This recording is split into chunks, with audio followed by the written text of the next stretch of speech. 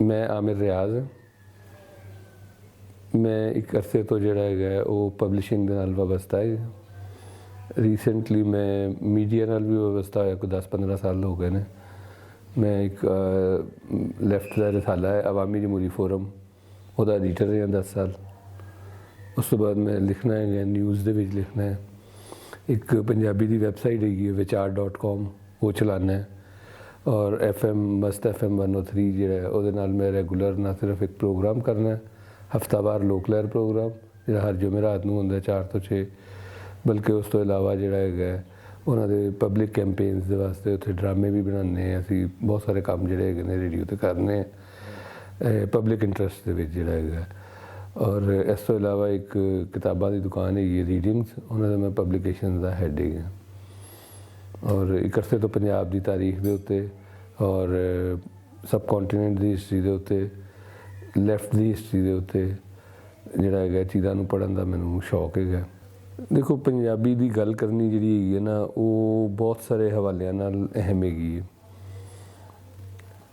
इस वास्ते भी अहम हैगी है कि जिन्ने मिसकॉन्सैप्शन हिस्टरी ऑफ पंजाब और हिस्टरी ऑफ लाहौर के बारे में फैलाए गए हैं साढ़े इत्थे उन्होंने दोबारा तो देखना बड़ा जरूरी है। इत्थे बहुत सारे लोगों को पता ही नहीं है कि साड़ी पुरानी तारीख की हैगी और उन्होंने छुपाया जाता है। मसलन एक मशहूर जी मिसकॉन्सैप्शन है जोड़ा इत्थे बोलिया जाता है कि जी पंजाब का तो नाम ही अकबर के दौर च आया सी तो लोगों को नहीं पता है इस वास्ते वो गल्लां करते हैं।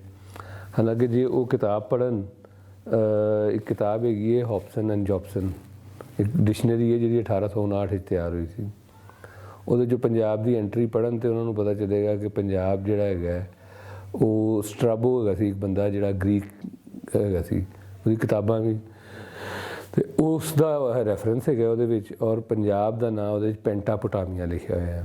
जिस तरह मैसोपोटामिया 2 दरियावां के दरम्यान जमीन को कहते हैं इस तरह पेंटापोटामिया 5 दुआबियां की जमीन को कहते हैं।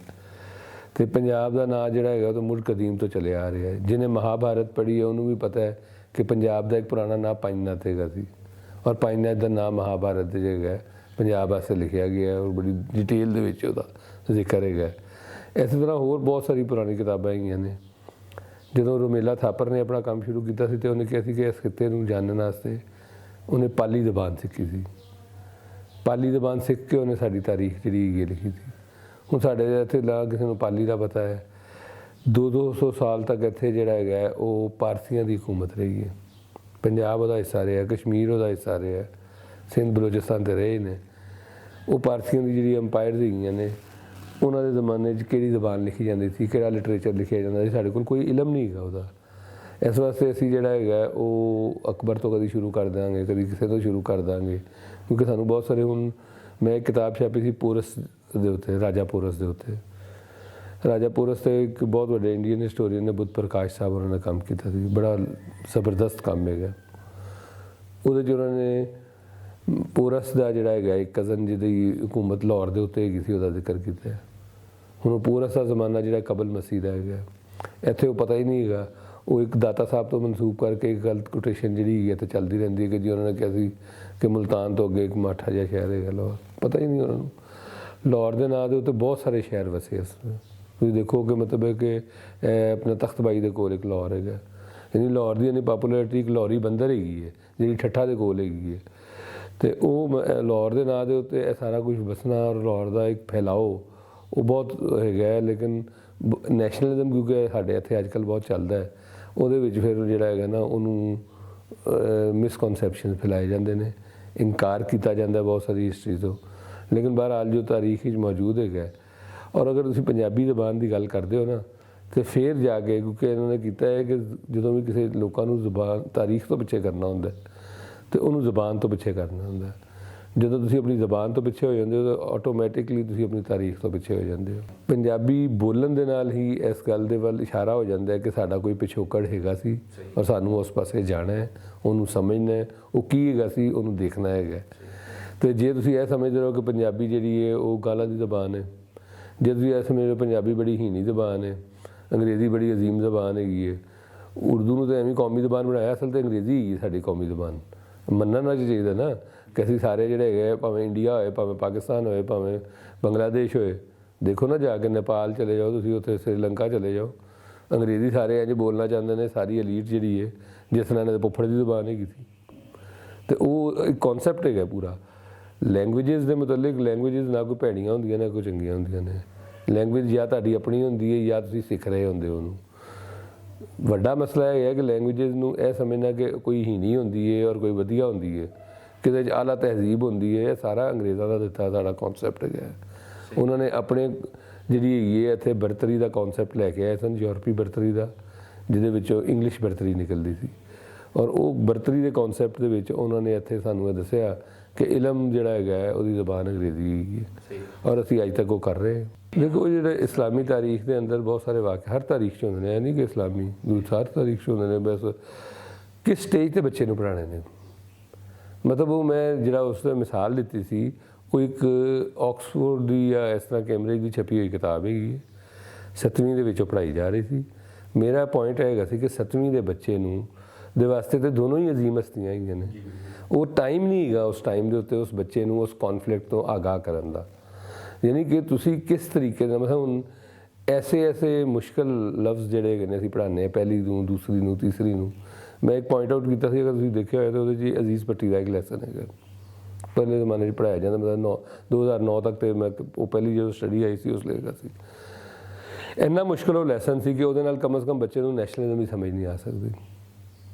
ਹੁਣ ਤੁਹਾਨੂੰ ਨੈਸ਼ਨਲਿਜ਼ਮ ਦੇ ਚੱਕਰ ਦੇ ਵਿੱਚ ਤੁਸੀਂ ਅਜ਼ੀਜ਼ ਭੱਟੀ ਦੇ ਕਿਸੇ ਭੈਣ ਭਰਾ ਦਾ ਵਾਕਿਆ ਦੇ ਦਿਓ ਯਾਰ, ਅਗਰ ਤੁਹਾਨੂੰ ਬਹੁਤ ਹੀ ਪੜ੍ਹਾਉਣਾ ਹੈ ਕਿ ਉਹਨੇ ਆਪਣੇ ਭੈਣ ਦੇ ਨਾਲ ਕੋਈ ਸੱਚ ਬੋਲਣ ਦਾ ਵਾਕਿਆ। ਜਿਹਦਾ ਤੁਹਾਨੂੰ ਪਤਾ ਕਿ ਪੁਰਾਣੀ ਜਿਹੜੀ ਸਾਡੀ ਫਾਰਸੀ ਦੀ ਹਕਾਇਤ ਹੁੰਦੀਆਂ ਸਨ, ਕੈਸੀ ਜ਼ਬਰਦਸਤ ਹੁੰਦੀਆਂ ਸਨ। ਹਕਾਇਤ ਸਾਦੀ ਜਿਹੜੀਆਂ ਨੇ ਉਹ ਐਵੇਂ ਨਹੀਂ ਲੋਕੀ ਪੜ੍ਹਦੇ ਸਨ। ਉਹਦੀ ਵਜ੍ਹਾ ਹੈ ਕਿ ਉਹ ਬਹੁਤ ਛੋਟੀ ਛੋਟੀ ਗੱਲਾਂ ਹੁੰਦੀਆਂ ਸਨ। ਬੱਚਿਆਂ ਵਾਸਤੇ ਤਾਂ ਬਸ ਇਖਲਾਕੀਆਤ ਦੀ ਗੱਲਾਂ ਜ਼ਰੂਰੀ ਹੈਗੀਆਂ ਨੇ, ਅਤੇ ਅਸੀਂ ਮਤਲਬ ਕਿ ਉਹ ਨੈਸ਼ਨਲਿਜ਼ਮ ਇੰਜੈਕਟ ਕਰਨ ਵਾਸਤੇ ਉਹਨਾਂ 'ਚ ਅਸੀਂ ਕਿਹਾ ਕਿ ਹਰ ਮਤਲਬ ਇਸ ਤੋਂ ਇਹ ਪਤਾ ਚੱਲਦਾ ਤੁਹਾਨੂੰ ਕਿ ਤੁਸੀਂ ਕਿਸ ਸਟੇਜ 'ਤੇ ਬੱਚੇ ਨੂੰ ਕੀ ਦੱਸਣਾ ਹੈਗਾ, ਤੁਹਾਨੂੰ ਉਹਦਾ ਵੀ ਨਹੀਂ ਪਤਾ ਹੈਗਾ। ਅਤੇ ਬੱਚਿਆਂ ਵਾਸਤੇ ਤੁਸੀਂ ਕਿਤਾਬਾਂ ਤਿਆਰ ਕਰ ਰਹੇ ਹੋ, ਕਰਿਕੂਲਮ ਤੁਸੀਂ ਤਿਆਰ ਕਰ ਰਹੇ ਹੋ। ਬੇਸਿਕ ਚੀਜ਼ ਹੈਗੀ ਹੈ ਕਿ ਤੁਸੀਂ 10ਵੀਂ ਤੱਕ ਬੱਚੇ ਨੂੰ ਕੀ ਦੱਸਣਾ ਹੈਗਾ, ਉਸ ਨੂੰ ਇਨਸਾਨ ਬਣਾਉਣਾ ਹੈ। ਦੇਖੋ ਅਗਰ ਉਹ ਇਨਸਾਨ ਨਹੀਂ ਨਾ ਬਣਦਾ ਤਾਂ ਨਾ ਉਹ ਮੁਸਲਮਾਨ ਬਣ ਸਕਦਾ, ਨਾ ਹਿੰਦੂ ਬਣ ਸਕਦਾ, ਨਾ ਸਿੱਖ ਬਣ ਸਕਦਾ। ਅਗਰ ਉਹ ਇਨਸਾਨ ਨਹੀਂ ਬਣਦਾ ਤਾਂ ਉਹ ਕਿਸੇ ਫਿਰਕੇ ਦਾ ਵੀ ਬਣ ਨਹੀਂ ਸਕਦਾ। ਇਨਸਾਨ ਬੇਸਿਕ ਇਖਲਾਕੀਆਤ ਦੀ ਤਰਬੀਅਤ ਦੇਣਾ ਜ਼ਰੂਰੀ ਹੈ, ਔਰ ਬੇਸਿਕ ਸਕਿੱਲਸ ਦੇਣਾ ਜ਼ਰੂਰੀ ਹੈ ਕਿ ਉਹ ਇੱਕ ਸੁਸਾਇਟੀ ਦੇ ਅੰਦਰ ਜਿਹੜਾ ਹੈਗਾ ਇੱਕ ਅੱਛਾ ਸ਼ਹਿਰੀ ਬਣ ਸਕੇ। ਹੁਣ ਅਸੀਂ ਇਹ ਦੋਨੋਂ ਚੀਜ਼ਾਂ ਖ਼ਤਮ ਕਰਕੇ ਅਤੇ ਉਹਨੂੰ ਤੀਸਰੀ ਜਮਾਤ ਤੋਂ ਟੀਕੇ ਲਾਣੇ ਸ਼ੁਰੂ ਕਰ ਦਿੰਦੇ ਹਾਂ। ਮੇਰਾ ਪੁਆਇੰਟ ਇਹ ਹੈਗਾ ਸੀ ਕਿ ਉਹ ਟੀਕੇ ਲਾਣੇ ਜਿਹੜਾ ਕੰਮ ਜਿਹੜਾ ਹੈਗਾ ਨਾ ਉਹ ਨਾ ਕਰੋ, ਔਰ ਬੱਚੇ ਨੂੰ ਜਿਹੜੀ ਦੂਸਰੀ ਅਹਿਮ ਗੱਲ ਹੈ ਉਹਨੂੰ ਇਸ ਤਰ੍ਹਾਂ ਦਾ ਐਟਮੋਸਫੀਅਰ ਦਿਓ ਜਿਹਦੇ 'ਚ ਉਹ ਸਵਾਲ ਕਰ ਸਕੇ। ਅਗਰ ਉਹ ਸਵਾਲ ਹੀ ਨਹੀਂ ਕਰ ਸਕੇਗਾ ਤਾਂ ਉਹ ਅੱਛਾ ਪਾਕਿਸਤਾਨੀ ਨਹੀਂ ਬਣ ਸਕਦਾ। ਉਹਨੂੰ ਆਹਿਸਤਾ ਆਹਿਸਤਾ ਆਦਤ ਪਏਗੀ ਚੀਜ਼ਾਂ ਨੂੰ ਜਾਣਨ ਦੀ, ਸਮਝਣ ਦੀ। ਫਿਰ ਜਾ ਕੇ ਤੁਸੀਂ ਉਹਨੂੰ ਜਿਹੜਾ ਹੈਗਾ ਉਹ first year, second year, third year ਦੇ ਵਿੱਚ ਜਿਹੜਾ ਹੈਗਾ ਤੁਸੀਂ ਬਹੁਤ ਸਾਰੀ ਚੀਜ਼ਾਂ ਦੇ ਉੱਤੇ ਉਹ ਬਹਿਸ ਕਰ ਸਕਦੇ। ਲੋਕਾਂ ਨੂੰ ਇਸ ਗੱਲ ਦੇ ਉੱਤੇ ਰਾਗਬ ਕਰੋ, ਥੋੜ੍ਹੀ ਐਕਡੈਮਿਕ ਫਰੀਡਮ ਹੋਏ, ਥੋੜ੍ਹਾ ਬੱਚਾ ਜਿਹੜਾ ਹੈਗਾ ਉਹ ਸਮਝ ਸਕੇ, ਕੁਐਸਚਨ ਕਰ ਸਕੇ, ਔਰ ਫਿਰ ਉਹ ਓਰੀਜਨਲ ਸੋਰਸਿਸ ਪੜ੍ਹੇ, ਫਿਰ ਜਾ ਕੇ ਕਿੱਥੇ ਇਹ ਗੱਲ ਹੋਏਗੀ, ਵਰਨਾ ਤਾਂ ਨਹੀਂ ਹੋ ਸਕਦੀ। ਦੇਖੋ ਸਾਡੇ ਐਜੂਕੇਸ਼ਨ ਸਿਸਟਮ ਦੇ ਬਹੁਤ ਸਾਰੇ ਮਸਾਇਲ ਹੈਗੇ ਨੇ। ਸਭ ਤੋਂ ਵੱਡਾ ਮਸਲਾ ਤਾਂ ਇਹੀ ਹੈਗਾ ਐਕਡੈਮਿਕ ਫਰੀਡਮ ਹੈ ਹੀ ਨਹੀਂ ਉੱਥੇ, ਔਰ ਫਿਰ ਬਹੁਤ ਜ਼ਿਆਦਾ ਸੈਂਟਰਲਾਈਜ਼ ਹੈਗਾ। ਯਾਨੀ ਅਯੂਬ ਖਾਨ ਦੇ ਦੌਰ ਤੋਂ, ਅਯੂਬ ਖਾਨ ਤੋਂ ਪਹਿਲੇ ਇਸ ਤਰ੍ਹਾਂ ਨਹੀਂ ਸੀ, ਲੇਕਿਨ ਅਯੂਬ ਖਾਨ ਦੇ ਦੌਰ ਜਦੋਂ ਇਹ ਟੈਕਸਟ ਬੁੱਕ ਬੋਰਡਸ ਬਣੇ ਨੇ ਉਹਦੇ ਨਾਲ ਹੋਰ ਸੈਂਟਰਲਾਈਜ਼ ਹੋ ਗਿਆ ਔਰ ਹੋਰ ਬਿਊਰੋਕਰੇਟਾਈਜ਼ ਹੋ ਗਿਆ। ਉਹਦੀ ਵਜ੍ਹਾ ਤੋਂ ਲੋਕਾਂ ਦੀ ਉਹਦੇ ਵਿੱਚ ਕੋਈ ਇਨਵੋਲਵਮੈਂਟ ਨਹੀਂ ਹੈਗੀ। ਉਹਨੂੰ ਜਿੰਨਾ ਅਸੀਂ ਲੋਕਾਂ ਦੀ ਇਨਵੋਲਵਮੈਂਟ ਉਹਦੇ 'ਚ ਕਰਾਂਗੇ ਔਰ ਜਿੰਨਾ ਉਹਨੂੰ ਸ਼ਫਾਫ ਬਣਾਵਾਂਗੇ ਉਹਦੇ ਨਾਲ ਫ਼ਰਕ ਪਏਗਾ। ਅਸਲ ਮਸਲਾ ਜਿਹੜਾ ਹੈਗਾ ਸਾਡੇ ਐਜੂਕੇਸ਼ਨ ਸਿਸਟਮ ਦਾ ਹੈਗਾ ਕਿ ਅਸੀਂ ਹੁਣ ਤੱਕ ਜ਼ਿਹਨੀ ਤੌਰ 'ਤੇ ਅੰਗਰੇਜ਼ਾਂ ਦੇ ਗੁਲਾਮ ਹੈਗੇ ਹਾਂ। ਅਸੀਂ ਉਸ ਤੋਂ ਅੱਗੇ ਸੋਚ ਹੀ ਨਹੀਂ ਸਕਦੇ ਹੈਗੇ। ਦੇਖੋ ਔਰਤਾਂ ਵੱਲ ਸਾਡਾ ਜਿਹੜਾ ਰਵੱਈਆ ਹੈਗਾ ਉਹ ਬਹੁਤ ਪੁਰਾਣਾ ਅਰਸੇ ਤੋਂ ਜਿਹੜਾ ਹੈਗਾ ਨਾ ਬੜਾ ਖੌਫਨਾਕ ਰਵੱਈਆ ਹੈਗਾ। ਔਰਤਾਂ ਨੇ ਤਾਂ ਹੁਣ ਜਾ ਕੇ 20th ਸੈਂਚਰੀ ਥੋੜ੍ਹੀ ਆਜ਼ਾਦੀ ਮਿਲੀ ਹੈ। ਇਹ ਵੋਟ ਦੀ ਤਹਿਰੀਕ ਜਦੋਂ ਚੱਲੀ ਹੈ ਅਤੇ ਫਿਰ ਜਾ ਕੇ ਤੁਸੀਂ ਦੇਖੋ ਕਿ ਥੋੜ੍ਹਾ ਬਹੁਤ ਫਿਰ ਗੱਲ ਹੋਈ ਕਿ ਔਰਤਾਂ ਨੂੰ ਵੀ ਵੋਟ ਮਿਲਣਾ ਚਾਹੀਦਾ ਹੈ। ਅਤੇ ਔਰਤਾਂ ਨੂੰ ਪਹਿਲੀ ਵਾਰੀ ਵੋਟ ਦੀ ਜਿਹੜੀ ਇਜਾਜ਼ਤ ਹੈਗੀ ਹੈ ਉਹ 1928 ਦੇ ਵਿੱਚ ਮਿਲੀ ਸੀ, ਔਰ ਉਹ ਵੀ ਕਿੰਨੇ ਮੁਲਕਾਂ 'ਚ ਹਲੇ ਵੀ ਵੋਟ ਪੈਂਦਾ ਤੁਹਾਨੂੰ ਪਤਾ ਹੀ ਹੈ। ਅਤੇ ਟੂਵਰਡ ਵੂਮਨ ਜਿਹੜਾ ਰਵੱਈਆ ਹੈਗਾ ਅਸੀਂ ਉਹਨਾਂ ਨੂੰ ਇਨਸਾਨ ਹੀ ਨਹੀਂ ਸਮਝਦੇ ਹੈਗੇ। ਉਹ ਤੇ ਮਤਲਬ ਹੈ ਕਿ ਤੈਅਸ਼ੁਦਾ ਗੱਲ ਹੈਗੀ ਹੈ ਕਿ ਉਹ ਤੁਹਾਡੀ ਮਤਲਬ ਹੈ ਕਿ ਉਹਦਾ ਲਿੰਕ ਕਿਸੇ ਨਾ ਕਿਸੇ ਮਰਦ ਨਾਲ ਹੋਏਗਾ, ਇੰਡੀਪੈਂਡੈਂਟ ਉਹ ਹੋ ਹੀ ਨਹੀਂ ਸਕਦੀ। ਇਹ ਟੈਕਸਟ ਬੁੱਕ ਬੋਰਡਾਂ ਦੇ ਵਿੱਚ ਉਹ ਹਾਲੇ ਕਿੰਨੇ ਬੱਚੀਆਂ ਇਸ ਵੇਲੇ ਪੜ੍ਹ ਰਹੀਆਂ ਨੇ ਸਾਡੀ ਯੂਨੀਵਰਸਿਟੀਆਂ ਦੇ ਵਿੱਚ, ਕਿੰਨੀਆਂ ਪੜ੍ਹ ਰਹੀਆਂ ਤੁਹਾਨੂੰ ਪਤਾ ਹੀ ਹੈਗਾ।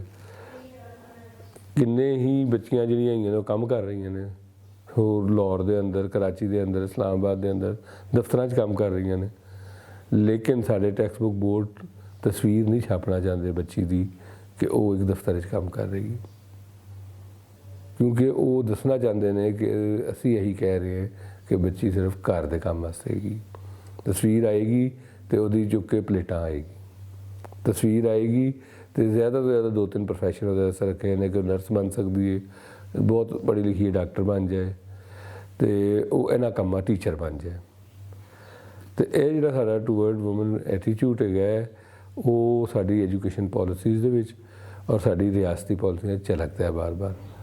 ਅਸੀਂ ਬਹੁਤ ਸਾਰੇ ਇਦਾਰੇ ਬਣਾਏ ਨੇ, ਬਹੁਤ ਸਾਰੇ ਕਵਾਨੀਨ ਬਣਾਏ ਨੇ, ਔਰਤਾਂ ਦੇ ਹਰਾਸਮੈਂਟ ਦਾ ਲਾਅ ਔਰ ਪਤਾ ਨਹੀਂ ਕੀ ਬਣਾਇਆ ਹੈ, ਲੇਕਿਨ ਜਿਸ ਜਗ੍ਹਾ ਦੇ ਉੱਤੇ ਅਸੀਂ ਦੱਸਣਾ ਹੁੰਦਾ ਹੈ ਕਿ ਅਸੀਂ ਔਰਤ ਨੂੰ ਕੀ ਸਮਝਦੇ ਹਾਂ, ਉਹ ਟੈਕਸਟ ਬੁੱਕਸ ਹੈਗੀਆਂ ਨੇ ਔਰ ਉਹਦੇ ਨਜ਼ਰ ਆਉਂਦਾ ਹੈ ਕਿ ਅਸੀਂ ਉਹਨਾਂ ਨੂੰ ਕੁਛ ਨਹੀਂ ਸਮਝਦੇ ਔਰ ਨਾ ਹੀ ਅਸੀਂ ਸਮਝਦੇ ਹਾਂ ਕਿ ਉਹਨਾਂ ਨੂੰ ਮਾਸ਼ਰੇ ਦਾ ਹਿੱਸਾ ਹੋਣਾ ਚਾਹੀਦਾ ਹੈ। ਉਹ ਇਨਸਾਨ ਹੈਗੀਆਂ ਨੇ, ਫਿਰ ਉਹਨਾਂ ਨੂੰ ਜਾਇਦਾਦ ਨਾ ਦੇਣਾ ਤੇ ਕਾਮਨ ਗੱਲ ਹੈਗੀ ਹੈ। ਇਹ ਤੇ ਇਰਰਿਸਪੈਕਟਿਵ ਆਫ ਫੇਥ, ਯਾਨੀ ਕਿ ਮਜ਼ਹਬ ਹੋਏ ਚਾਹੇ ਫਿਰਕਾ ਹੋਏ, ਜੋ ਮਰਜ਼ੀ ਹੋਣ, ਔਰਤਾਂ ਨੂੰ ਜਾਇਦਾਦ ਨਹੀਂ ਦੇਣੀ ਅਸੀਂ। ਤੇ ਉਹ ਸਾਰਾ ਕੁਝ ਜਿਹੜਾ ਹੈਗਾ ਉਹ ਸਾਰਾ ਸਾਡਾ ਐਕਚੁਅਲੀ ਇੱਕ ਪੂਰਾ ਰਵੱਈਆ ਹੈਗਾ ਮਾਸ਼ਰਤੀ, ਜਿਹਦੇ ਵਿੱਚ ਅਸੀਂ ਉਹਨਾਂ ਨੂੰ ਬਰਾਬਰ ਦੀ ਜਗ੍ਹਾ ਨਹੀਂ ਦੇਣਾ ਚਾਹੁੰਦੇ ਹੈਗੇ। ਇਹ ਲੋਕ ਲਹਿਰ ਦਾ ਮਤਲਬ ਹੈ, ਲਹਿਰ ਹੁੰਦੀ ਹੈ ਮੂਵਮੈਂਟ, ਲੋਕ ਪੀਪਲ ਤੇ ਪੀਪਲਜ਼ ਮੂਵਮੈਂਟ। ਤੇ ਮੇਰਾ ਤਾਂ ਸਾਰਾ ਕੰਮ ਹੀ ਇਸ ਹਵਾਲੇ ਨਾਲ ਹੈਗਾ ਕਿ ਜਿਹੜਾ ਤੁਸੀਂ ਗੱਲ ਕਰੋ ਉਹਦੇ 'ਚ ਪੀਪਲ ਪਾਰਟੀਸਪੇਸ਼ਨ ਹੋਣੀ ਚਾਹੀਦੀ ਹੈ। ਅਗਰ ਕਿਸੇ ਕੰਮ 'ਚ ਪੀਪਲਸ ਪਾਰਟੀਸਪੇਸ਼ਨ ਨਹੀਂ ਹੈਗੀ, ਉਹ ਕਿੰਨਾ ਵੀ ਮੁਕੱਦਸ ਹੈਗਾ, ਕਿੰਨਾ ਵੀ ਨਜ਼ਰਿਆਤੀ ਹੈਗਾ, ਕਿੰਨਾ ਵੀ ਅਜ਼ੀਮ ਹੈਗਾ, ਉਹਦਾ ਕੋਈ ਫਾਇਦਾ ਨਹੀਂ ਹੋਏਗਾ। ਮੈਕਸਿਮਮ ਰਸਤੇ ਕੱਢਣੇ ਚਾਹੀਦੇ ਨੇ ਲੋਕਾਂ ਦੀ ਪਾਰਟੀਸਪੇਸ਼ਨ ਦੇ, ਉਹ ਹੋਣਗੇ ਤਾਂ ਗੱਲ ਅੱਗੇ ਵਧੇਗੀ। ਇਹ ਜਿਹੜੇ ਬਿਊਰੋਕ੍ਰੇਟਿਕ ਸਾਡੇ ਸੋਚਾਂ ਦੇ ਅੰਦਾਜ਼ ਹੈਗੇ ਨਾ ਕਿ ਉਹ ਨਹੀਂ ਹੋਣੇ ਚਾਹੀਦੇ। ਦੇਖੋ ਕੋਸ਼ਿਸ਼ ਤਾਂ ਕਰੀ ਦੀ ਹੈ, ਪ੍ਰੋਗਰਾਮ ਚੱਲਦਾ ਵੀ ਹੈਗਾ, ਲੋਕ ਸੁਣਦੇ ਵੀ ਹੈਗੇ ਨੇ, ਬਹੁਤ ਸਾਰੇ ਲੋਕ ਗੱਲਾਂ ਵੀ ਕਰਦੇ ਹੈਗੇ ਨੇ, ਈਮੇਲਾਂ ਵੀ ਭੇਜਦੇ ਨੇ, ਤੇ ਉਹ ਤਾਂ ਸਾਰਾ ਕੁਝ ਚੱਲਦਾ ਹੈਗਾ। ਲੇਕਿਨ ਇਹ ਕੋਈ ਇੱਕ ਬੰਦੇ ਦਾ ਕੰਮ ਨਹੀਂ ਹੈਗਾ। ਇਹ ਜਿਹੜਾ ਚੀਜ਼ਾਂ ਨੂੰ ਜਿਹੜਾ ਹੈਗਾ ਬਦਲਣਾ, ਉਹ ਕਾਫੀ ਇੱਕ ਟਾਈਮ ਟੇਕਿੰਗ ਕੰਮ ਹੁੰਦਾ ਹੈ। ਸੁਸਾਇਟੀ ਦੇ ਅੰਦਰ ਬਹੁਤ ਸਾਰੇ ਲੋਕ ਕੰਮ ਕਰ ਰਹੇ ਹੁੰਦੇ ਨੇ, ਇੱਕ ਦਾ ਬੰਦਾ ਆ ਜਾਂਦਾ ਕਿ ਜਨਾਬ ਇਹਨੇ ਬਦਲ ਦਿੱਤਾ, ਇਸ ਤਰ੍ਹਾਂ ਨਹੀਂ ਹੁੰਦਾ। ਬਹੁਤ ਸਾਰੇ ਲੋਕ ਕੰਮ ਕਰ ਰਹੇ ਹੁੰਦੇ ਨੇ। ਇਹ ਜਦੋਂ ਮਤਲਬ ਕਿ ਜੋ ਕੁਛ ਇੱਥੇ ਤੁਸੀਂ 20th ਸੈਂਚੁਰੀ ਤਾਰੀਖ ਦੇਖੋ, ਬਹੁਤ ਸਾਰੇ ਲੋਕਾਂ ਨੇ ਬਹੁਤ ਕੰਮ ਕੀਤੇ ਨੇ। ਉਹਨਾਂ ਦਾ ਹੋ ਸਕਦਾ ਤੁਹਾਨੂੰ ਉਹਨਾਂ 'ਚੋਂ 90% ਦਾ ਪਤਾ ਹੀ ਨਾ ਹੋਏ, 10% ਦਾ ਉਹ ਜਿਹੜਾ ਜ਼ਿਕਰ ਆ ਗਿਆ ਤਾਂ ਤੁਹਾਨੂੰ ਪਤਾ ਚੱਲ ਗਿਆ। ਲੇਕਿਨ ਸੁਸਾਇਟੀ ਦੀ ਜਿਹੜੀ ਚੇਂਜ ਹੈਗੀ ਹੈ ਉਹਦੇ 'ਚ ਪੂਰੀ ਸੁਸਾਇਟੀ ਹਿੱਸਾ ਪਾ ਰਹੀ ਹੁੰਦੀ ਹੈ, ਜ਼ਿਕਰ ਉਹਨਾਂ ਦਾ ਨਹੀਂ ਹੁੰਦਾ। ਅਤੇ ਇਸ ਵਾਸਤੇ ਇਹ ਨਹੀਂ ਹੁੰਦਾ ਕਿ ਕਿਸੇ ਇੱਕ ਬੰਦੇ ਦੇ ਕੰਮ ਦੇ ਨਾਲ ਜਿਹੜਾ ਹੈਗਾ ਨਾ ਉਹ ਚੀਜ਼ਾਂ ਬਦਲਣਗੀਆਂ। ਬਹੁਤ ਸਾਰੇ ਬੰਦੇ ਕੰਮ ਕਰ ਰਹੇ ਹੁੰਦੇ ਨੇ। ਇਹ ਤਾਂ ਕੋਈ ਰਿਸਰਚ ਦਾ ਕੰਮ ਵੀ ਕਰਨਾ ਹੈ, ਕੁਛ ਕਿਤਾਬਾਂ ਵੀ ਛਾਪਣਾ ਹੈ, 5-6 ਕੰਮ ਕਰਕੇ ਫਿਰ ਪੈਸੇ ਕਮਾਉਣਾ ਹੈ। ਮੇਰੇ ਵਾਸਤੇ ਜਿਹੜਾ ਰੇਡੀਓ ਦਾ ਮੇਰਾ ਕੰਮ ਹੈਗਾ ਜਾਂ ਮੇਰਾ ਲਿਖਣ ਦਾ ਜਿਹੜਾ ਕੰਮ ਹੈਗਾ, ਉਹ ਮੇਰੀ ਸੋਰਸ ਆਫ ਅਰਨਿੰਗ ਨਹੀਂ ਹੈਗਾ। ਇਸ ਵਾਸਤੇ ਮੈਂ ਜਿਹੜਾ ਹੈਗਾ ਉਹ ਥੋੜ੍ਹੀ ਜਿਹੀ ਸਹੂਲਤ ਦੇ ਨਾਲ ਇਹ ਕੰਮ ਕਰ ਲੈਂਦਾ। ਅਗਰ ਮੈਂ ਇਸ 'ਤੇ ਡਿਪੈਂਡ ਕਰ ਰਿਹਾ ਹਾਂ ਤਾਂ ਫਿਰ ਬਹੁਤ ਸਾਰੇ ਕੰਪਰੋਮਾਈਜ਼ਸ ਕਰਨੇ ਪੈਂਦੇ ਨੇ, ਔਰ ਬਹੁਤ ਸਾਰੇ ਕਰਦੇ ਵੀ ਨੇ ਲੋਕ। ਵਜ੍ਹਾ ਉਹਦੀ ਇਹ ਹੈਗੀ ਹੈ ਕਿ ਅਗਰ ਉੱਥੋਂ ਹੀ ਤੁਸੀਂ ਰੋਟੀ ਰੋਜ਼ਗਾਰ ਕਮਾ ਰਹੇ ਹੋ ਅਤੇ ਫਿਰ ਤੁਹਾਨੂੰ ਮਤਲਬ ਕਿ ਉਹਦੇ ਸਿਲਸਿਲੇ ਹੀ ਇਸ ਤਰ੍ਹਾਂ ਦੇ ਹੁੰਦੇ ਨੇ ਕਿ ਫਿਰ ਇਹ ਜਿਹੜਾ ਕੰਮ ਹੈਗਾ ਜਿਹੜਾ ਤੁਸੀਂ ਕਹਿ ਰਹੇ ਹੋ ਰੇਟਿੰਗ ਦਾ, ਮੈਨੂੰ ਰੇਟਿੰਗ ਦੀ ਪਰਵਾਹ ਵੀ ਨਹੀਂ ਹੁੰਦੀ। ਫਿਰ ਆਪਣਾ ਕੰਮ ਕਰੀ ਜਾਂਦੇ ਜੋ ਸਾਨੂੰ ਲੱਗਦਾ ਠੀਕ ਹੈਗਾ। ਲੋਕਾਂ ਦੀ ਪਰਵਾਹ ਜ਼ਰੂਰ ਹੁੰਦੀ ਹੈ। ਲੋਕ ਜਿਹੜੇ ਗੱਲ ਕਰਦੇ ਨੇ ਅਸੀਂ ਸੁਣਦੇ ਹਾਂ, ਸਮਝਦੇ ਹਾਂ। ਗਲਤੀਆਂ ਵੀ ਹੋ ਸਕਦੀਆਂ ਨੇ, ਜ਼ਾਹਿਰ ਹੈ ਹਰ ਬੰਦੇ ਕੋਲੋਂ ਗਲਤੀਆਂ ਹੋ ਸਕਦੀਆਂ ਨੇ, ਲੇਕਿਨ ਉਹਦੀ ਮਾਰਕੀਟ ਦੇ ਵਿੱਚ ਕੀ ਉਹਦਾ ਰਿਸਪੌਂਸ ਹੈਗਾ ਉਸ ਦੇ ਉੱਤੇ ਇੰਨਾ ਮੈਂ ਗੌਰ ਨਹੀਂ ਕਰਦਾ। ਦੇਖੋ ਸਿਆਸਤ ਜਿਹੜੀ ਹੈ ਪਾਕਿਸਤਾਨ, ਜੇਕਰ ਤੁਸੀਂ ਉਹਨੂੰ ਫੈਲਾ ਕੇ ਦੇਖੋ ਨਾ ਕਿ ਮਤਲਬ ਕੋਈ 125 ਸਾਲ ਦੇ ਉੱਤੇ 1910 ਤੋਂ ਸ਼ੁਰੂ ਕਰ ਦਿਓ ਅੱਜ ਤੱਕ ਤੁਸੀਂ ਦੇਖੋ, ਤਾਂ ਇਹਨਾਂ 100-125 ਸਾਲ ਦੇ ਵਿੱਚ ਤੁਹਾਨੂੰ ਲੱਗੇਗਾ ਸਿਆਸਤ ਤਾਂ ਬਹੁਤ ਇੰਪਰੂਵ ਕੀਤੀ ਹੈ ਇੱਥੇ। ਇੱਕ ਜ਼ਮਾਨਾ ਸੀ ਸਿਰਫ ਕਲੱਬ ਸਿਆਸਤ ਹੁੰਦੀ ਸੀ, ਉਸ ਕਲੱਬ ਸਿਆਸਤ ਦੇ ਵਿੱਚ ਜਿਹੜਾ ਹੈਗਾ ਉਹ ਬਹੁਤ ਘੱਟ ਥੋੜ੍ਹੇ ਜਿਹੇ ਲੋਕ ਹੈਗੇ ਸਨ, ਉਹੀ ਲੋਕ ਬੋਲਦੇ ਹੈਗੇ ਸਨ, ਉਹੀ ਲੋਕ ਕਰਦੇ ਸਨ। ਫਿਰ ਅਸੈਂਬਲੀਆਂ ਬਣ ਗਈਆਂ, ਐਸੀ ਅਸੈਂਬਲੀਆਂ ਬਣੀਆਂ ਜਿਨ੍ਹਾਂ ਦੇ ਕੋਲ ਕੋਈ ਇਖਤਿਆਰ ਨਹੀਂ ਸੀ, ਲੇਕਿਨ ਤੁਸੀਂ ਦੇਖਦੇ ਹੋ ਕਿ ਜਿਨ੍ਹਾਂ ਇਕਬਾਲ, ਤੁਸੀਂ ਦੇਖੋ ਨਹਿਰੂ, ਇਹ ਸਾਰੇ ਲੋਕ ਉਹਨਾਂ ਅਸੈਂਬਲੀਆਂ ਦੇ ਮੈਂਬਰ ਬਣੇ। ਕਿਸੇ ਨੇ ਇਹ ਨਹੀਂ ਕਿਹਾ ਕਿ ਇਹਨਾਂ ਕੋਈ ਇਖਤਿਆਰ ਨਹੀਂ ਹੈਗਾ, ਅਸੀਂ ਮੈਂਬਰ ਨਹੀਂ ਬਣਨਾ। ਉਹਨਾਂ ਨੇ ਕਿਹਾ ਇਹਦੇ ਵਿੱਚੋਂ ਹੀ ਰਸਤਾ ਮਿਲੇਗਾ। ਅਤੇ ਫਿਰ ਇਹ ਮੁਲਕ ਬਣ ਗਏ ਦੋਨੋਂ, ਇੰਡੀਆ ਪਾਕਿਸਤਾਨ। ਫਿਰ ਇੱਥੇ ਜਿਹੜਾ ਹੈਗਾ ਪੂਰੀ ਪੋਲੀਟਿਕਸ ਹੋਈ, ਔਰ ਤੁਸੀਂ ਦੇਖੋ ਕਿ 4 ਵਾਰੀ ਪਾਕਿਸਤਾਨ 'ਚ ਮਾਰਸ਼ਲ ਲਾ ਲੱਗਾ ਔਰ ਚਾਰੋਂ ਦਫਾ ਉਹਨੂੰ ਰੈਜ਼ਿਸਟੈਂਸ ਮਿਲੀ। ਅਤੇ ਉਹ ਇਸ ਗੱਲ ਤੋਂ ਮੇਰਾ ਆਪਣਾ ਇਹ ਖਿਆਲ ਹੈ ਪਾਕਿਸਤਾਨੀ ਸਿਆਸਤ ਜਿਹੜੀ ਹੈਗੀ ਹੈ ਉਹਦੀ ਬੜੀ ਵੱਡੀ ਕੰਟਰੀਬਿਊਸ਼ਨ ਹੈਗੀ ਹੈ। ਉਹਨਾਂ ਦਾ ਕੰਮ ਹੈਗਾ ਬਹੁਤ, ਔਰ ਉਹਨਾਂ ਨੇ ਬਹੁਤ ਜਿਹੜਾ ਹੈਗਾ ਉਹ ਲੋਕਾਂ ਦੇ ਉੱਤੇ ਅਸਰ ਵੀ ਪਾਇਆ, ਔਰ ਲੋਕਾਂ ਨੂੰ ਇਹ ਦੱਸਿਆ ਹੈਗਾ ਕਿ ਜ਼ਬਰਦਸਤੀ ਕੰਮ ਦੇ ਨਾਲ ਜਿਹੜਾ ਹੈਗਾ ਨਾ ਚੀਜ਼ਾਂ ਨਹੀਂ ਬਦਲਣਗੀਆਂ, ਬਲਕਿ ਲੋਕਾਂ ਨੂੰ ਸ਼ਾਮਲ ਕਰਨਾ ਪਏਗਾ। ਠੀਕ ਹੈ ਕਿ 1985 ਤੋਂ ਬਾਅਦ ਜੋ ਇੱਥੇ ਪੋਲੀਟਿਕਸ ਹੈਗੀ ਉਹਦੇ ਪੈਸੇ ਦਾ ਬਹੁਤ ਜ਼ੋਰ ਹੈਗਾ। ਪੈਸਾ ਇੰਨਾ ਆ ਗਿਆ ਕਿ ਹੁਣ ਕੋਈ ਬੰਦਾ ਅਖਬਾਰ ਨਹੀਂ ਕੱਢ ਸਕਦਾ ਆਪਣੇ ਤੌਰ ਦੇ ਉੱਤੇ, ਆਪਣੇ ਤੌਰ 'ਤੇ ਚੈਨਲ ਨਹੀਂ ਚਲਾ ਸਕਦਾ। ਹੁਣ ਇਹ ਸਾਰੇ ਕੰਮ ਜਿਹੜੇ ਹੈਗੇ ਨੇ ਉਹੀ ਕਰ ਸਕਦਾ ਜਿਹਦੇ ਕੋਲ ਅਰਬਾਂ ਰੁਪਏ ਹੈਗੇ ਨੇ। ਅਤੇ ਜਿਹਦੇ ਕੋਲ ਅਰਬਾਂ ਰੁਪਏ ਹੋਣਗੇ ਉਹ ਫਿਰ ਗੇਮ ਦਾ ਹਿੱਸਾ ਹੋਏਗਾ, ਉਹ ਐਲੀਟ ਪੋਲੀਟਿਕਸ ਦਾ ਹਿੱਸਾ ਹੋਏਗਾ। ਉਹ ਚਾਹੇ ਮੁਖਾਲਫਤ ਕਰ ਰਿਹਾ ਚਾਹੇ ਹਮਾਇਤ ਕਰ ਰਿਹਾ। ਅਤੇ ਉਹਦੇ 'ਚ ਫਿਰ ਪੀਪਲਸ ਪਰਸਪੈਕਟਿਵ ਕਿਸ ਤਰ੍ਹਾਂ ਨਿਕਲੇਗਾ, ਪੀਪਲਸ ਦੀ ਗੱਲ ਕਿਸ ਤਰ੍ਹਾਂ ਹੋਏਗੀ, ਉਹ ਜ਼ਰਾ ਸੋਚਣ ਵਾਲੀ ਗੱਲ ਹੋ ਜਾਂਦੀ ਹੈ। ਹੁਣ ਇਹ ਗੱਲ ਜਿਹੜੀ ਹੈਗੀ ਅਹਿਮ ਹੈਗੀ ਹੈ ਕਿ ਪਾਕਿਸਤਾਨ ਦੇ ਵਿੱਚ ਹਰ 5 ਸਾਲ ਬਾਅਦ ਇੰਤਖਾਬ ਹੋਣ ਔਰ ਲੋਕ ਆਪਣੇ ਨੁਮਾਇੰਦੇ ਮੁੰਤਖਬ ਕਰਨ। ਠੀਕ ਹੈ, ਮਹਿੰਗੇ ਇਲੈਕਸ਼ਨ ਹੋ ਗਏ ਨੇ, ਲੇਕਿਨ ਅਗਰ ਇਹ ਪ੍ਰੋਸੈਸ ਚੱਲ ਪੈਂਦਾ ਅਤੇ ਉਹਦੇ ਨਾਲ ਕੱਲ੍ਹ ਨੂੰ ਜਿਹੜਾ ਹੈਗਾ ਤੁਸੀਂ ਇਲੈਕਸ਼ਨ ਜਿਹੜੇ ਮਹਿੰਗੇ ਹੋਏ ਨੇ ਉਹਨੂੰ ਵੀ ਡੱਕ ਸਕਦੇ ਹੋ। ਔਰ ਫਿਰ ਕਮ ਅਜ਼ ਕਮ ਇਹ ਹੈਗਾ ਕਿ 5 ਸਾਲ ਬਾਅਦ ਉਹ ਆ ਕੇ ਸਾਨੂੰ ਦੱਸਦੇ ਤਾਂ ਹੈਗੇ ਨੇ ਕਿ ਅਸੀਂ ਕੀ ਕੀਤਾ ਹੈਗਾ। ਅਗਰ ਕੋਈ ਮਾਰਸ਼ਲ ਲਾ ਆ ਜਾਂਦਾ ਉਹਦੇ 'ਤੇ ਬੈਠੇ ਰਹਿਣਾ, ਉਹਨੇ ਕਿਸੇ ਅਫਸਰ ਨੇ ਕਿਤੇ ਕੋਲੋਂ ਕੀ ਪੁੱਛਣਾ। ਇਹ ਤਾਂ ਸਿਆਸਤਦਾਨ ਹੈਗੇ ਨੇ ਜਿਹਨਾਂ ਨੂੰ 5 ਸਾਲ ਦੇ ਬਾਅਦ ਇਲੈਕਸ਼ਨ ਦੇ ਵਿੱਚ ਦੁਬਾਰਾ ਲੋਕਾਂ ਕੋਲ ਜਾਣਾ ਪੈਂਦਾ, ਉਹਨਾਂ ਨੂੰ ਦੱਸਣਾ ਪੈਂਦਾ ਅਸੀਂ ਇਹ ਕੁਛ ਕੀਤਾ, ਸਾਨੂੰ ਦੁਬਾਰਾ ਵੋਟ ਦਿਓ। ਇਹ ਪ੍ਰੋਸੈਸ ਜਿਹੜਾ ਹੈਗਾ ਇਹਨੂੰ ਜਾਰੀ ਰਹਿਣਾ ਚਾਹੀਦਾ, ਇਹਦੇ ਵਿੱਚੋਂ ਹੀ ਅੱਗੇ ਗੱਲ ਨਿਕਲੇਗੀ। ਨੈਸ਼ਨਲ ਇਲੈਕਸ਼ਨ ਪਲਾਨ ਦਾ ਮਤਲਬ ਇਹ ਸੀ ਕਿ ਇਹ ਸਾਰੇ ਨੂੰ ਰਿਵਿਊ ਕਰੋ। ਉਹ ਰਿਵਿਊ ਉਸ ਲਈ ਹੋਣਾ ਸੀ ਜਦੋਂ ਸਿਵਲ ਸੁਸਾਇਟੀ ਨੂੰ ਸ਼ਾਮਿਲ ਕਰਦੇ, ਉਹ 'ਤੇ ਬਹਿਸ ਕਰਾਉਂਦੇ। ABC ਦਾ ਜੋ ਵੀ ਉਹਦਾ ਕਿਰਦਾਰ ਹੈਗਾ ਸੀ, ਉਹ ਤਾਂ ਇੱਕ ਕਿਰਦਾਰ ਹੈਗਾ ਸੀ ਨਾ। ਅਸਲ 'ਚ ABC ਦੀ ਅਹਿਮੀਅਤ ਨਹੀਂ, ਉਸ ਪੂਰੇ ਫਿਨੋਮੀਨਾ ਨੂੰ ਸਮਝਣ ਦੀ ਜ਼ਰੂਰਤ ਹੈ। ਅਸੀਂ ਉਸ ਫਿਨੋਮੀਨਾ ਨੂੰ ਸਮਝਣ ਵਾਸਤੇ ਅੱਜ ਵੀ ਤਿਆਰ ਨਹੀਂ ਹੈਗੇ। ਅਗਰ ਤਿਆਰ ਹੁੰਦੇ ਰਜ਼ਾ ਰੱਬਾਨੀ ਤੋਂ ਜ਼ਿਆਦਾ ਚੀਕਦਾ ਰਿਹਾ। ਦੇਖੋ ਨਾ ਉਹਦੀ ਪਾਰਟੀ ਨੇ ਉਹਨੂੰ ਫਾਰਗ ਕਰਤਾ। ਹੁਣ ਐਸੇ ਬੰਦੇ ਜਿਹੜੇ ਇਹਨਾਂ ਗੱਲਾਂ 'ਤੇ ਚੀਕਦੇ ਰਹੇ, ਉਹਨਾਂ ਦੀ ਜ਼ਰੂਰਤ ਨਹੀਂ ਹੈਗੀ ਸਾਨੂੰ, ਬਲਕਿ ਸਾਨੂੰ ਐਸੇ ਬੰਦੇ ਦੀ ਲੋੜ ਹੈ ਜੋ ਕਹਿਣ ਸੀ ਹਮਨੇ ਬੜਾ ਕੰਮ ਕਰ ਲਿਆ ਹੈ। ਅਸੀਂ ਉਸ ਮਾਈਂਡ ਸੈਟ, ਅਸੀਂ ਤਾਲਿਬਾਨ ਦੇ ਇਸ ਵਾਸਤੇ ਥੋੜ੍ਹੀ ਖਿਲਾਫ ਹੈ ਕਿ ਤਾਲਿਬਾਨ ਦਾ ਇੱਕ ਕਿਸੇ ਮਖਸੂਸ ਫਿਰਕੇ ਦੇ ਨਾਲ ਤਾਂ ਲੱਗੇਗਾ। ਅਸੀਂ ਤਾਲਿਬਾਨ ਦੇ ਇਸ ਵਾਸਤੇ ਖਿਲਾਫ ਹੈ ਕਿ ਜਿਹੜੀ ਜ਼ੋਰ ਜ਼ਬਰਦਸਤੀ ਉਹ ਕਰਨਾ ਚਾਹੁੰਦੇ ਨੇ, ਉਸ ਨੂੰ ਅਸੀਂ ਸਮਝਦੇ ਹਾਂ ਇੱਕ ਜਮਹੂਰੀ ਹਕੂਮਤ ਦੇ ਵਿੱਚ ਉਹਦੀ ਗੁੰਜਾਇਸ਼ ਨਹੀਂ ਹੈਗੀ। ਉਹ ਕੋਈ ਵੀ ਕਰੇ, ਉਹ ਤਾਲਿਬਾਨ ਦੇ ਬਜਾਏ ਕੋਈ ਹੋਰ ਫਿਰਕੇ ਦਾ ਬੰਦਾ ਕਰੇਗਾ, ਉਹ ਵੀ ਉਂਝ ਹੀ ਕਰਦੀ ਹੈ। ਅਤੇ ਉਹ ਜ਼ੋਰ ਜ਼ਬਰਦਸਤੀ ਜਿਹੜੀ ਹੈਗੀ ਹੈ ਉਹਨੂੰ ਖ਼ਤਮ ਕਰਕੇ ਆਈਨ ਔਰ ਕਾਨੂੰਨ ਦੀ ਹੁਕਮਰਾਨੀ ਕਰਨਾ। ਹੁਣ ਉਸ ਪਹਿਲੇ ਜ਼ਮਾਨੇ 'ਚ ਕੌਣ ਨਹੀਂ ਕਰਦਾ ਰਿਹਾ, ਜ਼ਿਆਦ ਦੇ ਦੌਰ 'ਚ ਕੌਣ ਨਹੀਂ ਕਰਦਾ ਰਿਹਾ, ਕਿ ਨਹੀਂ ਹੋਣ ਦਿੱਤਾ ਸਾਰਾ ਕੁਝ। ਨੈਸ਼ਨਲ ਇਲੈਕਸ਼ਨ ਪਲਾਨ ਦਾ ਮਤਲਬ ਸੀ ਕਿ ਤੁਸੀਂ ਉਹ ਸਾਰੇ ਨੂੰ ਜਾਣੋ, ਉਹਨੂੰ ਸਮਝੋ, ਫਿਰ ਅੱਗੇ ਦਾ ਰਸਤਾ ਬਣਾਓ।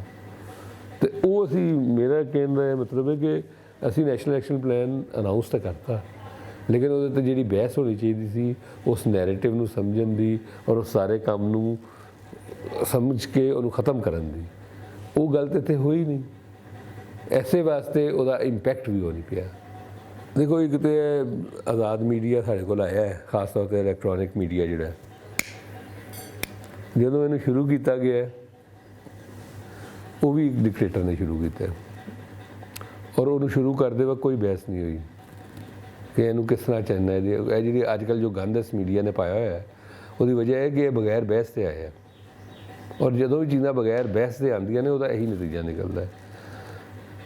ਆਜ਼ਾਦੀ ਦੇ ਆਧਾਰ 'ਤੇ ਅਸੀਂ ਬੜੇ ਕਾਇਲ ਹੈਗੇ ਹਾਂ, ਅਸੀਂ ਸਮਝਦੇ ਹਾਂ ਕਿ ਅੱਛੀ ਗੱਲ ਹੈਗੀ ਹੈ, ਲੇਕਿਨ ਉਹਦੇ ਨਾਲ ਇਹ ਗੱਲ ਬਹੁਤ ਅਹਿਮ ਹੈਗੀ ਹੈ ਕਿ ਇਸ ਮੇਨ ਸਟ੍ਰੀਮ ਮੀਡੀਆ ਨੂੰ ਸਿਰਫ ਸਿਆਸਤ ਦੇ ਜਿਹੜੇ 7 ਤੋਂ ਲੈ ਕੇ 11 ਵਜੇ ਤੱਕ ਸ਼ੋਅ ਚੱਲਦੇ ਨੇ ਉਹੀ ਚਲਾਉਣੇ ਹੈਗੇ ਨੇ। ਇਹਦੀ ਕੋਈ ਆਪਣੀ ਸੋਸ਼ਲ ਰਿਸਪੋਂਸੀਬਿਲਿਟੀ ਨਹੀਂ ਹੈਗੀ। ਇੱਕ ਹਫ਼ਤੇ ਦੇ ਅੰਦਰ ਕਿੰਨੀਆਂ ਕੁ ਚੀਜ਼ਾਂ ਹੈਗੀਆਂ ਨੇ। ਇੱਕ ਦਿਨ ਕੋਈ ਏਜੰਡਾ ਹੁੰਦਾ ਕਿਸੇ ਪ੍ਰੋਵਿੰਸ਼ੀਅਲ ਗੌਰਮੈਂਟ ਦੇ ਜਾਂ ਫੈਡਰਲ ਗੌਰਮੈਂਟ ਦੇ ਖਿਲਾਫ, ਅਤੇ ਫਿਰ ਇਹਨਾਂ ਨੂੰ ਕਦੀ ਥਰ ਯਾਦ ਆ ਜਾਂਦਾ ਹੈ, ਕਦੀ ਇਹਨਾਂ ਨੂੰ ਆਪਣਾ ਜਿਹੜਾ ਹੈਗਾ ਹਸਪਤਾਲ ਯਾਦ ਆ ਜਾਂਦੇ ਨੇ, ਕਦੀ ਇਹਨਾਂ ਨੂੰ ਕਚਹਿਰੀ ਯਾਦ ਆ ਜਾਂਦੀ ਹੈ। ਲੇਕਿਨ ਜਦੋਂ ਏਜੰਡਾ ਨਹੀਂ ਹੁੰਦਾ ਅਤੇ ਉਸ ਲਈ ਇਹੀ 8-8 ਪ੍ਰੋਗਰਾਮ ਚੱਲ ਰਹੇ ਹੁੰਦੇ। ਅਤੇ ਇਸ ਨੂੰ ਆਪਣੀ ਸੋਸ਼ਲ ਰਿਸਪੋਂਸੀਬਿਲਿਟੀ ਦਾ ਜ਼ਿਆਦਾ ਜ਼ਰੂਰਤ ਹੈ ਕਿ ਖਿਆਲ ਕਰੇ। ਬੁਨਿਆਦ ਤਾਂ ਇਹੀ ਹੈਗੀ ਹੈ ਕਿ ਤੁਸੀਂ ਲੋਕਾਂ ਨੂੰ ਸ਼ਾਮਲ ਨਹੀਂ ਕਰਦੇ। ਲੋਕਾਂ ਨੂੰ ਸ਼ਾਮਲ ਕੀਤੇ ਬਗੈਰ ਜਦੋਂ ਤੁਸੀਂ ਚੱਲਦੇ ਹੋ, ਹੁਣ ਦੇਖੋ ਨਾ ਮੀਡੀਆ ਆ ਗਿਆ, ਇਹ ਵੀ ਮੁਸਲੇ ਬਣ ਗਿਆ, ਇਹ ਲੋਕਾਂ ਨੂੰ ਸਮਝਾ ਰਿਹਾ। ਹਾਲਾਂਕਿ ਸਾਨੂੰ ਪਤਾ ਜਿਹੜਾ ਲੋਕਾਂ ਨੇ ਮੀਡੀਆ ਬਣਾਇਆ ਉਹਨਾਂ ਦੀ ਕੰਟਰੀਬਿਊਸ਼ਨ ਵੀ ਹੋਏਗੀ, ਲੇਕਿਨ ਉਹਨਾਂ ਦੇ ਜਿਹੜਾ ਪੈਸੇ ਬਣਾਏ ਨੇ ਉਹ ਵੀ ਸਾਨੂੰ ਪਤਾ ਹੈਗਾ। ਬਹੁਤ ਸਾਰੇ ਬੰਦੇ ਤਾਂ ਐਸੇ ਹੈਗੇ ਨੇ ਜਿਨ੍ਹਾਂ ਦਾ ਸਹਾਫਤ ਨਾਲ ਤਲਕ ਨਹੀਂ ਹੈਗਾ, ਉਹਨਾਂ ਪੈਸੇ ਬਣੂ ਕੇ ਤੇ ਹੁਣ ਜਿਹੜਾ ਹੈਗਾ ਸਾਫੀ ਬਣ ਗਏ ਨੇ, ਮੀਡੀਆ ਹਾਊਸ ਦੇ ਮਾਲਕ ਬਣ ਗਏ ਨੇ। ਇਸ ਵਾਸਤੇ ਇਹ ਜਿਹੜਾ ਹੈਗਾ ਨਾ ਮੁਸਲੇ ਨਹੀਂ ਬਣਨਾ ਚਾਹੀਦਾ ਕਿਸੇ ਨੂੰ, ਚਾਹੇ ਉਹ ਮੀਡੀਆ ਹੋਏ, ਚਾਹੇ ਉਹ ਅਦਾਲਤਾਂ ਹੋਣ, ਚਾਹੇ ਉਹ ਸਿਵਲ ਮਿਲਟਰੀ ਬਿਊਰੋਕਰੇਟ ਹੋਣ, ਚਾਹੇ ਈਵਨ ਪਾਰਲੀਮੈਂਟ ਦੇ ਲੋਕ ਹੋਣ। ਮੁਸਲੇ ਕੋਈ ਨਹੀਂ ਹੈਗਾ। ਤੁਸੀਂ ਸਾਰੇ ਚੀਜ਼ਾਂ ਨੂੰ ਸਮਝਣਾ ਚਾਹੁੰਦੇ ਹੋ ਔਰ ਤੁਸੀਂ ਇਹ ਮੰਨੋ ਕਿ ਤੁਹਾਡੇ ਸਾਰਿਆਂ 'ਚ ਖਾਮੀਆਂ ਹੈਗੀਆਂ ਨੇ। ਦੇਖੋ ਪੁਰਾਣੇ ਜ਼ਮਾਨੇ 'ਚ ਲੋਕ ਅਮੂਮਨ ਇਹ ਕਹਿੰਦੇ ਹਨ ਕਿ ਯਾਰ ਅਸੀਂ ਗੁਨਾਹਗਾਰ ਹੈਗੇ ਨੇ ਗੁਨਾਹਗਾਰ। ਅਤੇ ਜੇ ਤੁਸੀਂ ਇਹ ਮੰਨ ਕੇ ਚੱਲੋ ਕਿ ਤੁਸੀਂ ਠੀਕ ਹੈਗੇ ਹੋ, ਤੁਸੀਂ ਨਹਾਤੇ ਧੋਤੇ ਹੋ ਅਤੇ ਬਾਕੀ ਸਾਰੇ ਚੋਰ ਹੈਗੇ ਨੇ, ਅਤੇ ਫਿਰ ਉਹ ਕੰਮ ਜਿਹੜਾ ਕਦੀ ਵੀ ਅੱਗੇ ਨਹੀਂ ਵੱਧਦਾ। ਉਹਦਾ ਮਤਲਬ ਤੁਸੀਂ ਮਸਲਾ ਹੱਲ ਹੀ ਨਹੀਂ ਕਰਨਾ ਚਾਹੁੰਦੇ ਹੈਗੇ। ਤੁਹਾਨੂੰ ਇਹ ਗੱਲ ਮੰਨ ਕੇ ਚੱਲਣੀ ਪਏਗੀ ਕਿ ਤੁਸੀਂ ਕੀ ਹੈਗੇ ਹੋ। ਉਸ ਤੋਂ ਬਾਅਦ ਤੁਸੀਂ ਇਸ ਉੱਤੇ ਬੈਠੋ ਔਰ ਬੈਠ ਕੇ ਗੌਰ ਕਰੋ।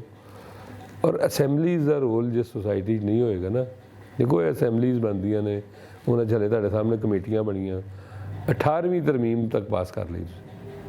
ਇੱਕ ਉਹ ਜ਼ਮਾਨਾ ਸੀ ਕਿ ਅਸੀਂ ਸੂਬਾਈ ਖੁਦਮੁਖਤਾਰੀ ਦੇ ਉੱਤੇ ਮੁਲਕ ਤੁੜਵਾਤਾ, ਅੱਧਾ ਮੁਲਕ ਸਾਡਾ ਨਹੀਂ, ਸਾਡੇ ਤੋਂ ਵੱਡਾ ਮੁਲਕ ਉਹ ਸਾਡੇ ਤੋਂ ਨਿਕਲ ਗਿਆ। ਉਹਨਾਂ 18ਵੀਂ ਤਰਮੀਮ ਕਰਕੇ ਜਿਹੜਾ ਹੈਗਾ ਉਹ ਮਸਲਾ ਹੱਲ ਕਰਤਾ। ਹੁਣ ਮਸਲਾ ਇਹ ਹੈ ਕਿ ਤੁਸੀਂ ਅਗਰ ਮੁਸ਼ਾਵਰਤ ਦੇ ਨਾਲ ਚੀਜ਼ਾਂ ਨੂੰ ਅੱਗੇ ਚਲਾਓਗੇ, ਅਸੈਂਬਲੀਜ਼ ਦੇ ਅੰਦਰ ਕਮੇਟੀ ਸਿਸਟਮ ਨੂੰ ਚਲਾਓਗੇ, ਫਿਰ ਜਾ ਕੇ ਕੋਈ ਅਗਲਾ ਰਸਤਾ ਨਿਕਲੇਗਾ। ਸਪੇਸ ਪੈਦਾ ਕਰਨੀ ਪਏਗੀ ਪੀਪਲਸ ਪਾਰਟੀਸਪੇਸ਼ਨ ਦੀ। ਦੇਖੋ ਮੈਨੂੰ ਤਾਂ ਜੋ ਸਮਝ ਆਉਂਦੀ ਹੈ ਮੈਂ ਕਰਨਾ ਹੈ। ਅਚੀਵਮੈਂਟ ਦਾ ਤਾਂ ਮੈਨੂੰ ਲਫ਼ਜ਼ ਸਮਝ ਆ ਜਾਂਦਾ ਹੀ ਨਹੀਂ। ਮੈਨੂੰ ਲੱਗਦਾ ਕਿ ਇਹਦਾ ਮਤਲਬ ਇਹਦਾ ਕੋਈ ਮਨ ਹੀ ਨਹੀਂ ਹੈਗਾ। ਇਹ ਜਿਹੜਾ ਹੈਗਾ ਨਾ ਨੰਬਰ ਗੇਮਸ ਔਰ ਇਹ ਸਾਰੀ ਜਿਹੜੀ ਚੀਜ਼ਾਂ ਹੈਗੀਆਂ ਨੇ, ਇਹ ਮੈਨੂੰ ਕੋਈ ਕਦੀ ਅਪੀਲ ਨਹੀਂ ਕਰਦੀਆਂ ਕਿ ਜਨਾਬ ਤੁਹਾਡੇ ਜਿਹੜਾ ਹੈਗੇ ਕਹਿੰਦੇ ਨਾ ਮੇਰੇ 8 ਏ ਆ ਗਏ ਹੈ। ਵੀ ਇਲਮ ਦਾ ਕੀ ਤਾਲੁਕ ਹੈ 8 ਏ ਦੇ ਨਾਲ? ਜਿਹਨੂੰ 8 ਏ ਆਉਣਾ ਜ਼ਰੂਰੀ ਹੋ ਆਲਮ ਹੋਏ। ਇਸ ਤਰ੍ਹਾਂ ਜ਼ਰੂਰੀ ਹੈ ਕਿ ਮਤਲਬ ਇੱਕ ਤੁਹਾਡੀ ਅਗਰ ਰੇਟਿੰਗ ਵੱਧ ਗਈ ਹੈ ਤੁਸੀਂ ਬੜੀ ਅਜ਼ੀਮ ਗੱਲ ਕਰ ਰਹੇ ਹੋ, ਬੜੀ ਜ਼ਬਰਦਸਤ ਗੱਲ ਕਰ ਰਹੇ ਹੋ। ਇਹ ਮੇਰਾ ਖਿਆਲ ਹੈ ਕਿ ਸਾਨੂੰ ਇਹ ਜਿਹੜਾ ਹੈਗਾ ਨਾ ਅਚੀਵਮੈਂਟ ਔਰ ਜਿਹੜੀ ਨਾਕਾਮੀਆਂ ਨੇ, ਇਹਨਾਂ ਲਫ਼ਜ਼ਾਂ ਤੋਂ ਨਿਕਲ ਕੇ ਫਿਨੋਮੀਨਾਜ਼ ਨੂੰ ਸਟੱਡੀ ਕਰਨਾ ਚਾਹੀਦਾ ਹੈ, ਉਹਦੀ ਗੱਲ ਕਰਨੀ ਚਾਹੀਦੀ ਹੈ। ਦੇਖੋ ਇਹ ਜਿਹੜਾ ਹੁੰਦਾ ਨਾ ਮਤਲਬ ਬਹੁਤ ਸਾਰੇ ਫੈਸਲੇ ਐਸੇ ਹੁੰਦੇ ਨੇ ਬੰਦਾ ਇੰਡੀਵਿਜੂਅਲੀ ਹੀ ਕਰਦਾ ਹੈਗਾ, ਉਹਨੂੰ ਲੱਗਦਾ ਹੈ ਕਿ ਇਹ ਕੰਮ ਕਰਨਾ ਚਾਹੀਦਾ ਉਹ ਕਰਦਾ। ਕਿਸੇ ਸਟੇਜ 'ਤੇ ਬੰਦੇ ਨੂੰ ਲੱਗਦਾ ਨਹੀਂ ਕਰਨਾ ਚਾਹੀਦਾ, ਉਹ ਪਿੱਛੇ ਹਟ ਜਾਂਦਾ। ਅਤੇ ਇਹ ਮਤਲਬ ਕਿ ਜ਼ਾਹਿਰ ਹੈ ਤੁਹਾਨੂੰ ਅਗਰ ਔਰ ਇਹ ਜ਼ਰੂਰੀ ਨਹੀਂ ਹੁੰਦਾ ਕਿ ਤੁਸੀਂ ਸੋ ਕਾਲਡ ਕਾਮਯਾਬੀ ਮਿਲੇਗੀ ਤਾਂ ਤੁਸੀਂ ਕੰਮ ਕਰਨੇ ਹੈਗੇ ਨੇ। ਇਹ ਅਗਰ ਇਹ ਹੁੰਦਾ ਤਾਂ ਫਿਰ ਦੁਨੀਆ 'ਚ ਕੁਛ ਵੀ ਕੰਮ ਨਾ ਹੁੰਦਾ। ਬੇਸ਼ੁਮਾਰ ਲੋਕਾਂ ਨੇ ਜਿਹੜਾ ਕੰਮ ਕੀਤਾ ਉਹਨਾਂ ਦੀ ਜ਼ਿੰਦਗੀ 'ਚ ਉਹਦਾ ਪਤਾ ਵੀ ਨਹੀਂ ਚੱਲਿਆ। ਉਸ ਤੋਂ ਬਾਅਦ ਬਹੁਤ ਲੋਕਾਂ ਨੇ ਯਾਦ ਰੱਖਿਆ ਉਹਨੂੰ। ਅਤੇ ਇਸ ਨੂੰ ਮੈਂ ਤਾਂ ਕਹਿੰਦਾ ਕਿ ਇਸ ਪੈਮਾਨੇ ਦੇ ਉੱਤੇ ਪਰਖਣਾ ਹੀ ਨਹੀਂ ਚਾਹੀਦਾ। ਲੇਕਿਨ ਇਹ ਜ਼ਰੂਰ ਹੈਗਾ ਕਿ ਜਿਹੜੀ ਚੀਜ਼ਾਂ 'ਚ ਇੱਕ ਸਾਡੀ ਜ਼ਿੰਦਗੀ ਦੇ ਅੰਦਰ ਤਬਦੀਲੀ ਆਈ ਹੈ ਉਹ ਅਸੀਂ ਦੇਖੀ ਹੈ, ਅਸੀਂ ਦੇਖ ਰਹੇ ਹਾਂ, ਉਹਨੂੰ ਮੈਂ ਇੰਜੋਏ ਵੀ ਕਰ ਰਿਹਾ ਕਿ ਬਹੁਤ ਤਬਦੀਲੀ ਆਈ।